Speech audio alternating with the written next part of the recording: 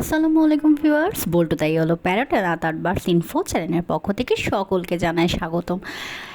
দেখেন, আপনারা কিছু বুঝতে পারছেন? কুরবানি ঈদ গেছে, খাটাখাটনি টুকটাক কাজ করে এই কয়েকদিন অসুস্থ ছিলাম, ঠিকমতো ভিডিও ছাড়তে পারছি না, তো একটু রেস্ট নিচ্ছিলাম সকালবেলা।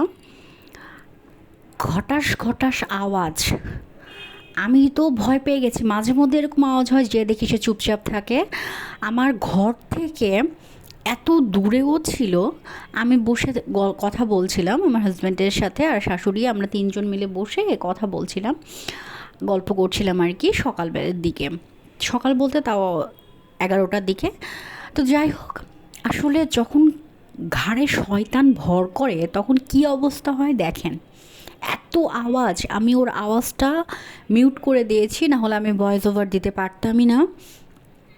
ও এত, দেখলেন বাটিটা কিভাবে শক্তি দিল। বাটিটা কিন্তু স্টিলনেসের বাটি, কম হালকা না, কমজোরি না, যথেষ্ট হার্ডি বাটি। সেই বাটিটাকে সে ঠোঁটে তুলে এর মধ্যে নিয়ে দেখছেন এত ঘর ঘর আওয়াজ, আর সে এত চিৎকার করে যে গোটা, মানে বাড়ি তো না, শুধু পাড়াও মাথায় তুলে। আবার দেখেন ওর মধ্যেই ঠোঁট ভরে সে ছোলা খাচ্ছে এবং রীতিমতো পানিও সে খাচ্ছে।